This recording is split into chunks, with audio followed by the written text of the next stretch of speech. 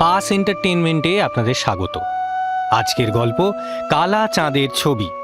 গল্প রচনা সুকুমার রায়। হেডমাস্টারের চরিত্রে সোমনাথ ঠাকুর, রমাপ্রসাদ প্রতীতি ঘোষাল, নিধিরাম ঋষিরাজ রায়, কালাচাঁদ রাজবীর রায়। গল্পের কথক অঙ্কিত বসু। শ্রুতিনাট্য রূপ ও পরিচালনা সোমনাথ ঠাকুর। শুরু হচ্ছে কালা চাঁদের ছবি। কালাচাঁদ নিধিরামকে মারিয়াছে, তাই নিধিরাম হেডমাস্টার মহাশয়ের কাছে নালিশ করিয়াছে। হেডমাস্টার আসিয়া বলিলেন, কি হে কালাচাঁদ, তুমি নাকি শুনলো নিধিরামকে মারধর করেছ? আজ্ঞে না, মারবো কেন? কান মুড়ে দিয়েছিলাম, গালে খামচিয়ে দিয়েছিলাম, আর একটুখানি চুল ধরে ঝাঁকিয়ে মাটিতে ফেলে দিয়েছিলাম। কেন অমন করেছিলে কেন? আজ্ঞেও খালি খালি আমায় চটাচ্ছিল।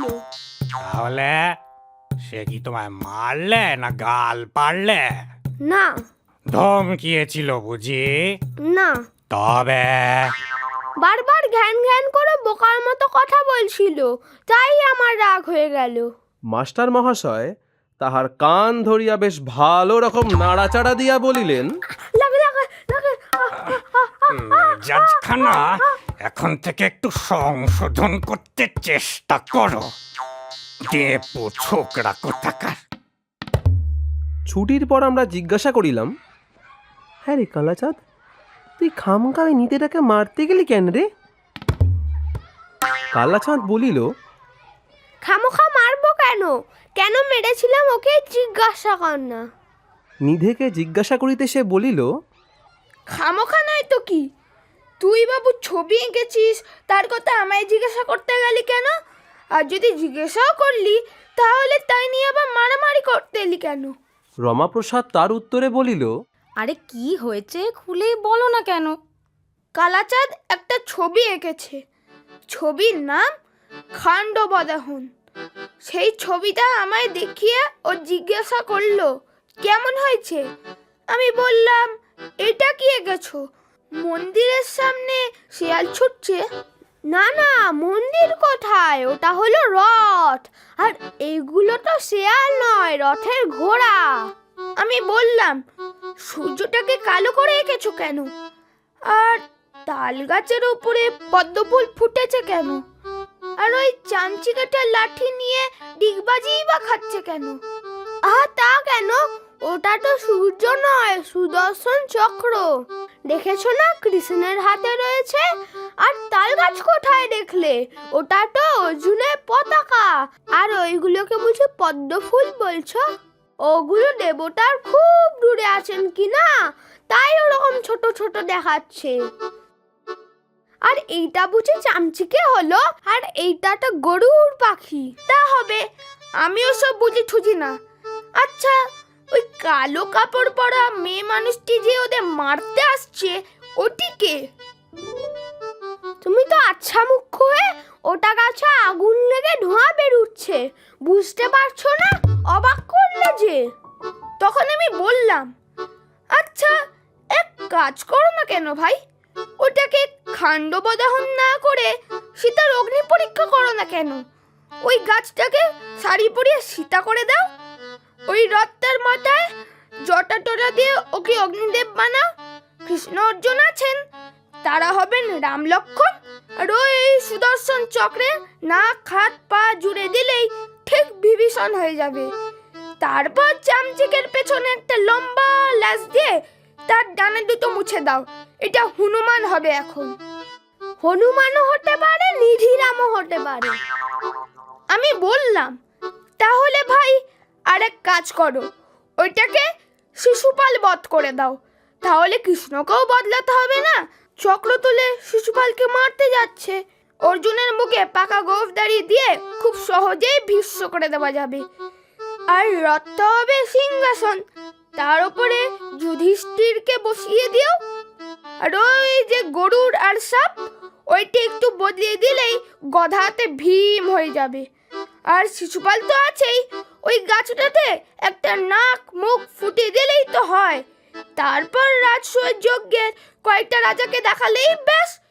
কথাটা কালাচাঁদের পছন্দ হলো না, তাই আমি অনেক ভেবে চিনতে আবার বললাম, তাহলে জন্মেজয়ের সর্বযজ্ঞ করো না কেন? ওই রথটা হবে জন্মেজয়, আর কৃষ্ণকে জটাটারি দিয়ে ওকে পুরুত ঠাকুর বানিয়ে দাও। সুদর্শন চক্রটা হবে ঘিয়ের ভাঁড়, যজ্ঞের আগুনের মধ্যে তিনি ঘি ঢালছেন। ওই ধোঁয়াগুলো মনে করো যজ্ঞের ধোঁয়া। একটা সাপ আছে আর কয়েকটা এঁকে দিও। আর অর্জুনকে করো আস্তিক, সে হাত তুলে তক্ষকে বলছে তিষ্ঠ তিষ্ঠ। আর ওই চামচিকাটা মানে গরুরটা, ওটাকে মুনি টুনি কিছু একটা বানিয়ে দিও। পতাকাটা কিরকম হবে বলতেই যাচ্ছিলাম, এমন সময় কালাচাঁদ আমায় এক ধাক্কা দিয়ে বলল, থাক থাক, আর তোমার বিদ্যা জাহির করে কাজে নেই, সরো দেখি। আমি বললাম, তো রাগ করো কেন ভাই? আমি তো বলছি না যে আমার পরামর্শ মতোই তোমাকে চলতেই হবে। পছন্দ হয় করো, না হয় করো না, বেশ। এর মধ্যে আবার রাগারাগি করা কি হলো? আমার কথা মতো না করে অন্য একটু কিছু করো না। মনে করো ওইটাকে সমুদ্র মন্থন করে দিলেই তো হয়। ওই ধোঁয়াওয়ালা বড় গাছটা মন্দর পর্বত, রথটা ধন্বন্তরী কিংবা লক্ষ্মী মন্থন থেকে উঠে এসেছে। অর্জুনের পেছনে কতগুলো দেবতা এঁকে দিও, আর এদিকে কৃষ্ণর আর চামচিকের দিকে কতগুলো অসুর। কথাটা ভালো করে বলতে না বলতেই কালাচাঁদ আমার কান ধরে মারতে লাগলো। আচ্ছা দেখো দেখি কি অন্যায়! আমি বন্ধুভাবে দুটো পরামর্শ দিতে গেলাম, তা তোমায় পছন্দ হয়নি বলেই আমায় মারবে? যা বলছি সব শুনলে তো, এর মধ্যে এত রাগ করবার কি হলো বাপু? বাস্তবিক কালাচাঁদের এ বড় অন্যায়। সে রাগ করিল কিসের জন্য? নিধিরাম তাহাকে মারে নাই, ধরে নাই, বকে নাই, গাল দেয় নাই, চোখও রাঙায় নাই, এমনকি মুখও ভ্যাংচায় নাই। তবে তার রাগ করিবার কারণটা কি? ব্যাপারটা যে ঠিক কি তা বোঝা গেল না। তাই সন্ধ্যায় সবাই মিলিয়া কালাচাঁদের বাড়িতে গেলাম। আমি বলিলাম, ভাই কালাচাঁদ, আমরা তোমার সেই ছবিটা দেখতে চাই। সেই যে ওই যে সমুদ্র লঙ্ঘন না কি একটা জানো? রমাপ্রসাদ বলিল, তো সমুদ্র লঙ্ঘন কিসের? অগ্নি পরীক্ষা? না না, কি একটা বধ। কেন জানি না, কালাচাঁদ হাঁ করিয়া একেবারে তেলে বেগুনে জ্বলিয়া উঠিল। যাও যাও, ইয়ার্কি করতে হবে না বলিয়া সে তাহার ছবির খাতাখানি ফড়ফড় করিয়া ছিঁড়িয়া ফেলিল, আর রাগে গজরাইতে লাগিল। আর আমরা হতভম্ব হইয়া রহিলাম।